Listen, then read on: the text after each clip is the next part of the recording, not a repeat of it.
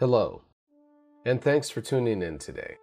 This is an introduction to a free-to-play online game known as Heroes and Generals, set in World War II. It has two distinct elements to it. First, the Heroes side is a first-person shooter. Then you have the Generals side, which is best described, at least by me, as a highly involved game of Risk, which is dependent upon how well the heroes that are fighting in the war campaign do. It's important to note that there are staged games which are relatively balanced that do not affect the overall war campaign. And then you have the war campaign, which does affect the overall war. Wars normally last 3 to 5 days. But since this is just an introduction, I'm going to stick to the hero side of things because it takes quite a while to get familiar with the game and the maps and the tactics before you can reasonably progress to the general side of things. You can start off by playing one of 3 different factions: the United States, the Soviet Union, or Germany. This is your basic control panel. These asterisk buttons on either side of the pictured character allow you to scroll through your repertoire of characters that you currently have.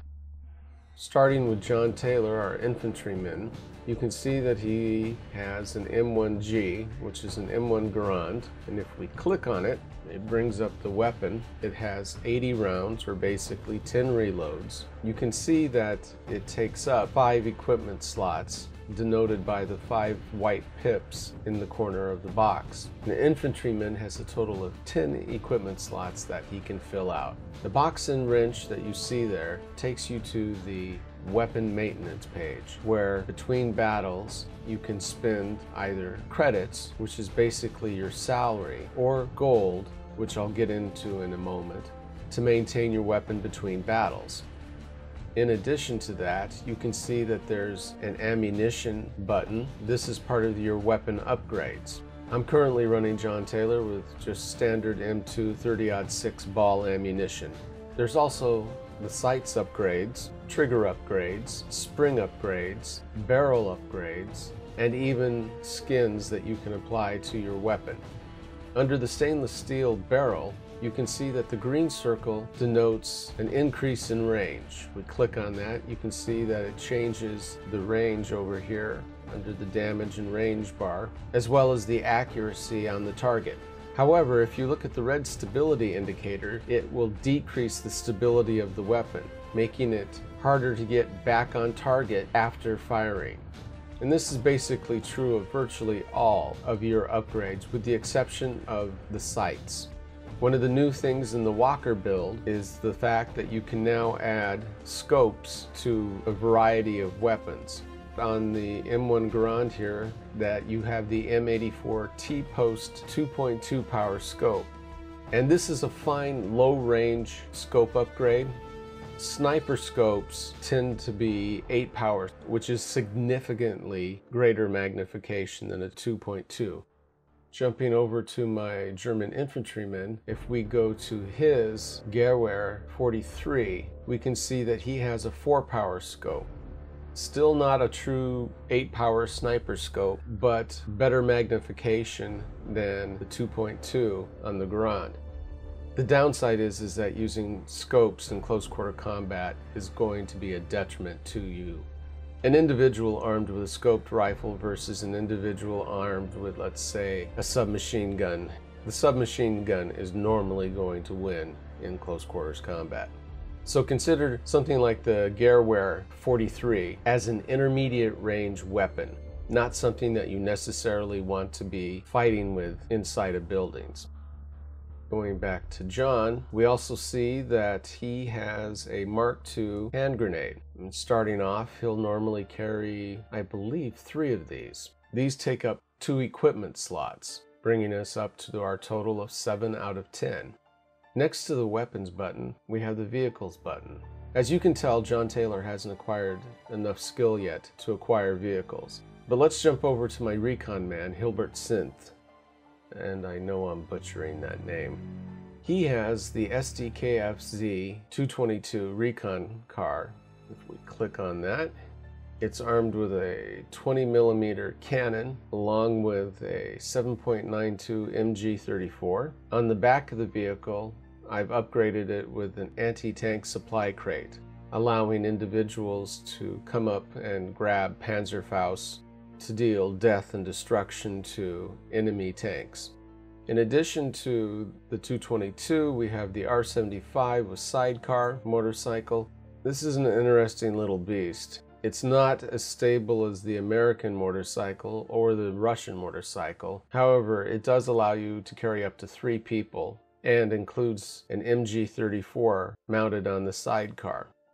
Going back to John Taylor, we can see that he has 2 combat badges. First Blood, which is acquired through training. And this is one of those things that I would highly suggest that you go ahead and do for your character. It gives you an overview of how combat generally takes place, how to utilize different weapons, what to expect. Now you'll notice that I have a second combat badge, and that's because I have a veteran membership. So what do combat badges actually do for you? Well, First Blood gives you 15% more stamina. That's how far you can sprint. The next badge that I have is Nimble. And this reduces the sound that I make as I move normally, not sprinting, but just normal movement, by 25%. As you can tell, there is a host of various badges. I'm not going to go through them all. There's just not enough time in this particular video to do so. How do I get a veteran membership?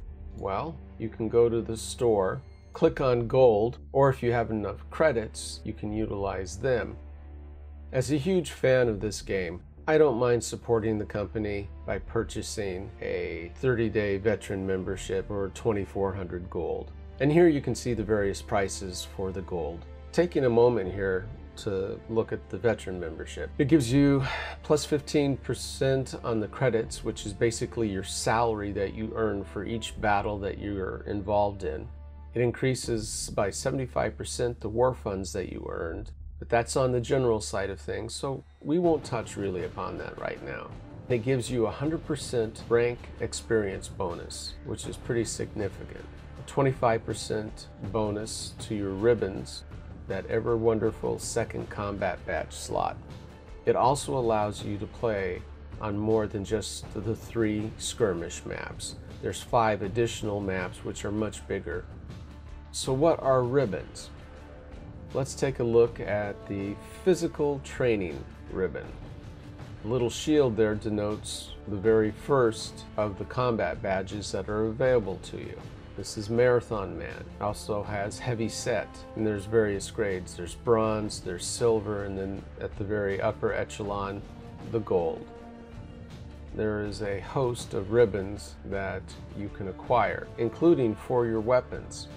John Taylor has acquired a handful of weapon upgrades due to his Garand Specialist ribbon, the Black Hornet ammunition, as well as the Field Trigger Job. An important note on these weapon upgrades is that the higher end upgrades, especially the scopes, cost a great deal more credits or salary to maintain between battles, so keep that in mind. Next to the training button, we have our ranking. As you can tell, I'm rather low on the totem pole in the grand scheme of things, but that's alright. I'll get there, hopefully. Next to that, you have your player account button, disable sound, your menu, which has your help, your settings, and redeem vouchers, and then your logout button. Directly below your character picture, you can see your rank bar. Currently, John Taylor is a technician 5th grade, but he's well on his way to becoming a corporal. Once he reaches technician 4th grade, or 5th rank, he could actually branch off into being a tanker. This may sound like a good idea, but just make sure that you have the resources to do so, because once you branch off, you also need to have the resources to purchase the tank. And jumping back to the store, let's take a look a moment at some of the soldiers that you can buy. You can buy academy trained soldiers So let's say an Academy trained fighter pilot costs you 95,500 credits or 1,300 gold. A major as a fighter pilot costs 704,100 credits or 7,600 gold. But they do come equipped with their own fighter plane. In the case of the Americans, it's a P-38 Lightning. Obviously, paratroopers are available, tankers, and your tanker actually comes equipped with an M3 grease gun and an M2A2 light tank to start off with. And even your major has the same equipment. But the major has the option to upgrade his equipment either through the expenditure of credits or gold. Ribbon boosters will accelerate your progress for 4 hours, up to 50% more experience points earned. So down below your rank bar, you have your notifications, you have your chat, you have messages, you have friends online, and you also have your squad button, which allows you to create a squad with up to 5 of your friends. So there you have it, a basic overview of Heroes and Generals, the hero side of things. I'll cut straight to the chase. I give this game 4 out of 5 stars in terms of my personal rating. Again, thanks for tuning in, and I hope to see you online playing Heroes and Generals. As always though, play games and have fun.